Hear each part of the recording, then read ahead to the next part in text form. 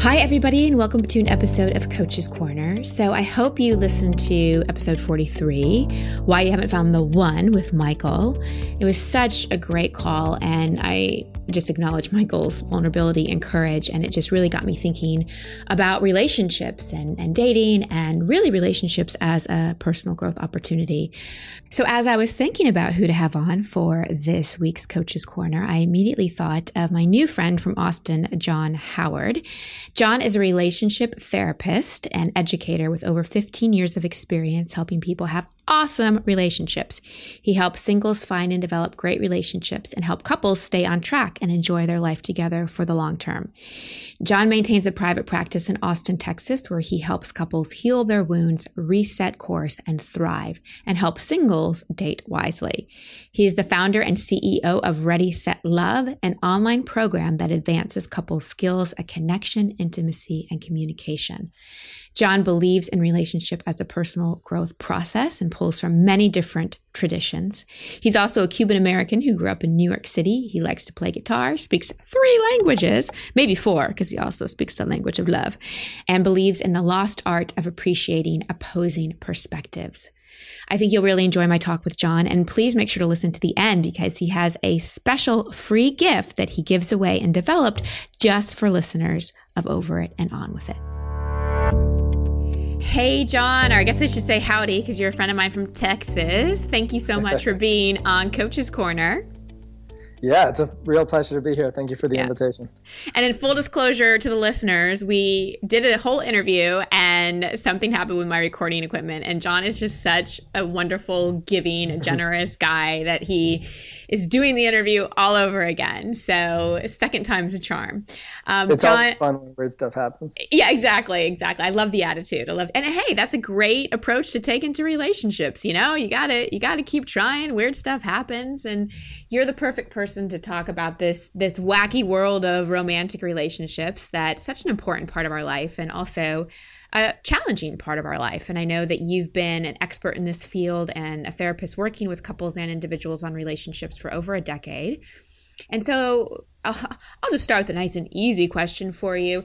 In your work, what do you see as the most common challenge, the thing that people have the biggest problem with in romantic relationships, and how do we overcome it? Great question, Christine. Thank you so much for having me on. I really appreciate and admire your work. The biggest problem.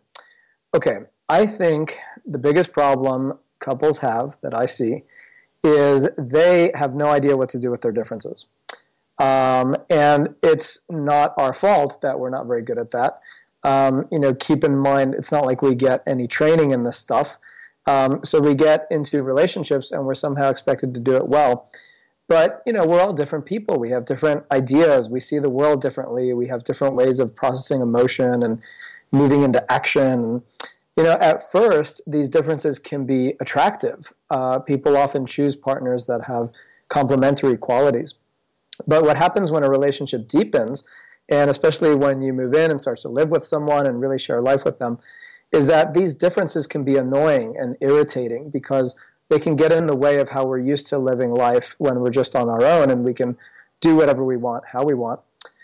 So the biggest issue I see is that partners just don't know what to do with these differences, or I should say they don't know how to do anything productively with these differences. So these are the areas that we typically get into arguments around, and that cause negative feelings and that make us feel misunderstood, or that fulfillment is kind of hopeless. And this is where we start to feel the dream of our relationship fading away, is because we can't surmount these differences. And so in my work, I really like to help couples understand that deepening a relationship comes with some of that irritation and friction. And you have to learn how to manage these differences so that they become assets again, so that instead of feeling like they disconnect you, they actually become opportunities to deepen your love and connection. Can you give an example of that? Like maybe from a couple that you've worked with, or a common example that you see? Okay, so this is a fairly classic example. So this is a male-female relationship, and they've been married about 7 years. They have 2 small kids. And the man, in this case, is more analytical, logical, He's an engineer, no surprise. And she is a little more emotionally oriented. She's very comfortable expressing emotion and expressing, herself in terms of what she needs, and he's less comfortable. So, we were having a conversation about what happens at home.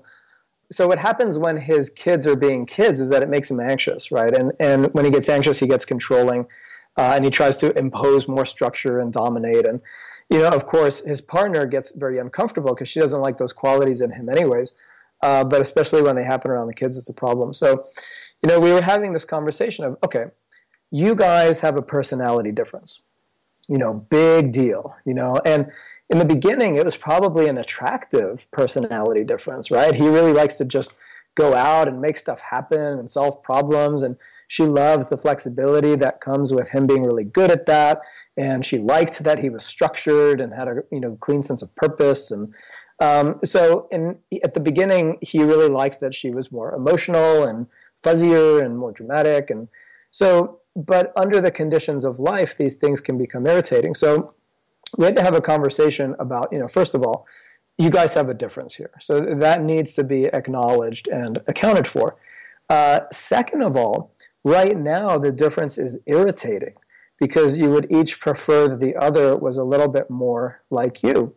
But the whole point of relationship is to deepen love and to deepen connection and to experience the ecstasy that comes from really being known and loved and understood and offering that to another person. So I said to them, this very thing that right now is disconnecting you is also the very thing that has the opportunity to really deepen your love, if you can wrap your arms around this difference and turn it into an asset.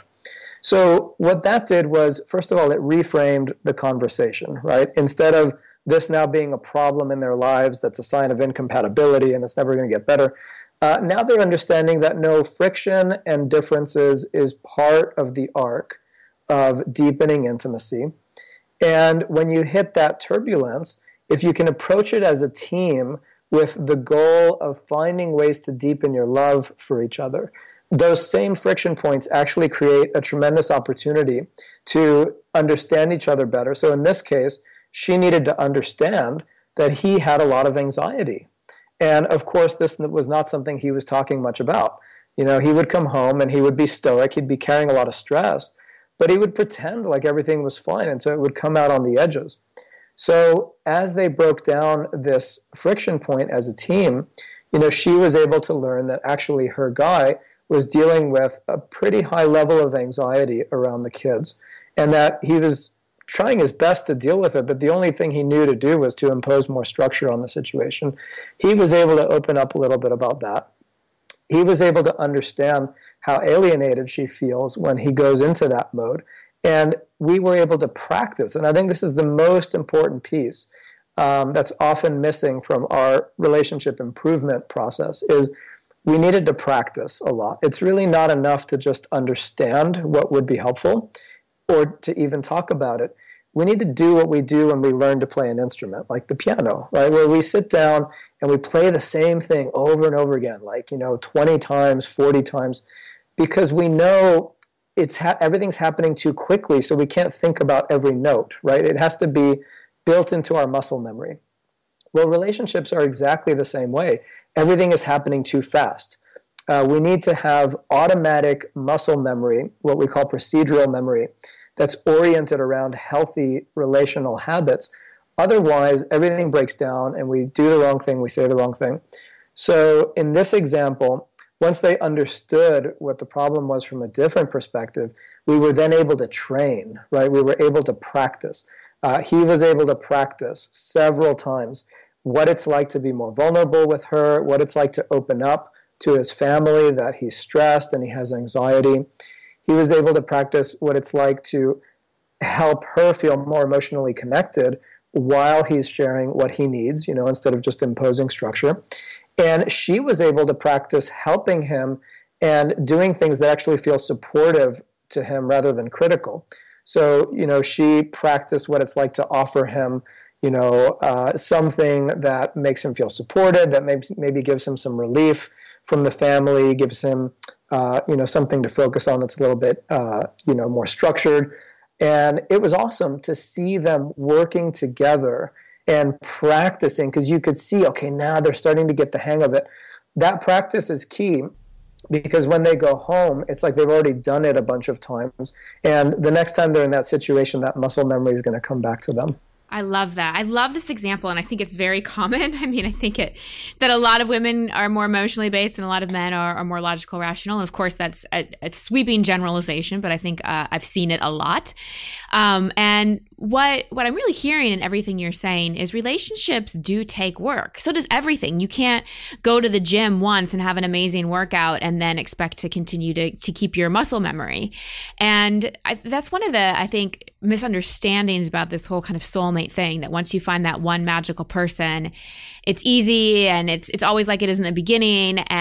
But what it is it's two humans who are growing and changing and have their personality and their belief systems that come into it. And I think romantic relationship is one of the best growth vehicles we have out there. And if we can really not take it personally, things our partner is doing or not doing, and realize that any relationship does require compromise and does require learning new tools. We can't be who we were single in relationship. There's an adjustment and a learning that takes place. So I love what you're saying. And it kind of reminds me, I was at my friend's wedding this weekend, Alexi Panos and Preston Smiles, who a lot of people listening know. Yeah, and Reverend Michael Beckwith, who runs Agape and is the founder of Agape Spiritual Center here in Los Angeles, married them. And he said something that I loved, and I also often say something similar, which is, marriage isn't about two people getting on a two-person bike, or even just relationship isn't about that. It's really about two people on their own bike headed in the same direction. Mm-hmm. So I'd love you to speak a little bit about that, about how important it is to feel like that whole and completeness in ourself, and not look to somebody else to be, quote unquote, the one that completes us. That was something that I talked about with Michael. He kept looking for this one person to be the magical person that, would fix all his issues with his mother. Yeah, absolutely. And I love that piece of work you did with Michael. It was really powerful. You and I, Christine, are spiritual people. And so I think, and probably much of your audiences as well. So I think you can appreciate that, sometimes we feel like as human beings on the planet, there's a purpose to being alive. There's a purpose to having consciousness and existing. And it may be part of that, or a significant part of that, is just growing as a human being, right? Is becoming more flexible and resilient and wise and emotionally savvy and able to connect and give love and receive love and so on. So if we use the bike metaphor from the wedding, each person is on an individual spiritual journey, right? Each person is born into the world, typically not alongside their partner, right? Or, we're born into the world as an individual. We have an individual psyche, an individual soul, if you believe in that. And we start to develop an internal experience of what it means to be alive that's individual to us. So whatever those hopes and dreams and aspirations are, and some people, then refer to spirituality as something that's important to them, it's a very rich individual source of meaning for us, how we interpret all of that. So when we get into relationship, which by the way is optional, right? I mean, we have to have some pretty good reasons for getting into relationship. We shouldn't just do it because. It's got to really add something to our lives. So when we get into relationship, we have to respect the fact that two people are on this spiritual journey, or at the very least, they're framing their sense of meaning and purpose to some extent individually. And you have to give that a lot of respect. But at the same time, if you operate too much as individuals, you're going to struggle at the primary task of relationship. Now, not everybody might agree with me on this, but I think of the primary task of relationship as a spiritual growth exercise as well. Meaning to say that the extent to which you let somebody in and the extent to which you give and open and share, right, is exactly the same process we're engaged in terms of our individual growth. And so if you're uncomfortable with intimacy, or if you're uncomfortable merging with something greater than yourself, then all of those friction points are essentially limitations, right? The beautiful task of relationship is the same as the spiritual growth process. It's can I merge with something outside of myself, with something greater than myself? Can I live for something greater than just me, right? Which is maybe a family or a combination or whatever two people are creating together, while not losing my individual sense of purpose, my spiritual identity, my needs, my authenticity, and so on. And a lot of the problems in relationship, as you know, happen because people are on one extreme end of that spectrum. They're either uncomfortable with intimacy and they're not allowing themselves to bond and merge. And those people are annoying to be in relationship with because they don't let you in very much. Or people are on the opposite end and they're trying to merge in every single way possible. And they don't have a cohesive sense of self. Everything is reliant on the other person. And that becomes annoying and that becomes a burden. So the skill is really walking that middle road of independence and authenticity plus a deep comfort level with intimacy and sharing. I love that. And I completely agree that relationships, it's not just about, I often say it's not about registering at Crate and Barrel and having 2.5 kids. It's really about the spiritual growth and the learning that can happen. So this is such great, rich content. I'm curious about advice you have for people who are looking for, quote unquote, the one. And let's say that partner, that side-by-side partner to have the growth with, and they're having trouble finding that person, or they keep kind of dating the same person and getting similar results like Michael in the podcast episode was experiencing. What advice do you have for people that aren't currently in a relationship but would love to be in one? So great question. So with my single clients, I use a 4-step process. I've been using it for years. It's an adaptation of some psychological models of dating and so on, but I thought they were a little outdated and needed some refreshing with some of the new science and so on. And so I've developed a 4-step process, which begins with how well do you know yourself? Based on that, do you know what kind of a partnership is fulfilling to you day in and day out? Are you aware, and I've seen you talk about this as well, Christine, are you aware of your limiting beliefs that can prevent the right relationship from happening in your life? And then do you have a practical, strategic plan for making the right relationship happen? So if we just take the second step, which is how is it that you're going about looking for somebody? Well, obviously, first of all, you have to know yourself. You have to know what you bring to the table. You have to know what's important to you. And I encourage my clients to write down 3 absolute deal breakers. These are things that any one of them missing would cause them to not feel fulfilled. And these can be things like, being treated with respect, or having a close emotional bond with someone, or having trust, or a compatible lifestyle, things like that. Now, once people have an idea of what's fulfilling to them, then I encourage them to identify organizations, charity groups, communities that sort of pre-filter for that demographic. Because what a lot of people are doing is they're dating in a very scattershot fashion, or they're dating online as a primary strategy, and there's way too much noise in the system. It's really hard to filter down. And so I really like the idea of first getting clear, and second, narrowing your dating pool by putting yourself in the right situations with the right people that already pre-filter for that demographic. I love that. It's being really intentional, and being intentional about the kind of partner you want to be as well, which is amazing. Yeah. Well, this is all such good, amazing content, and I know that you put together something special for listeners for Over and On With It. Will you tell people what that is and where people can go to find that? Yeah, absolutely. So when I was listening to your coaching call with Michael, there were 4 things that really stood out to me that I wanted to highlight for your audience. And these are concepts that if you're in a relationship, will help to deepen your relationship. And if you're looking for the right relationship, will help you organize your thinking and your actions in a way that leads in that direction. And some of these were things you worked with Michael on, and some things were just things that stood out to me. But if you go to my website, which is readysetlove.com, and you go to readysetlove.com/Hassler, I have some unique things there just for your audience. I wrote together just a little 3-page sort of guide on these concepts, thoughts that I had while listening to it that I think would be helpful to people. So you can get that absolutely free if you go there. And I have a couple other goodies as well for your audience. Thank you so much. That's just so amazing. How lucky are we? And where do people find you? I know that you do a lot of things. Tell people about how they can learn from you, how they can connect with you. Yeah, so in Austin, Texas, I have my private therapy practice where I see clients in person. But ReadySetLove.com is our online platform that I created to really support couples to build an awesome rock star relationship.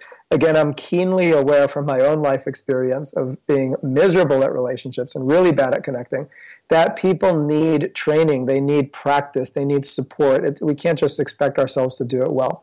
So for all you couples out there that want to take your relationship to the next level, you can find me at ReadySetLove.com and just sign up for our online community there. We have videos, articles, monthly calls. We have a Facebook group. We're rolling in the coaching. And I'm just trying to really support couples in having awesome lives together. I love that. Well, thank you so much for the work that you do.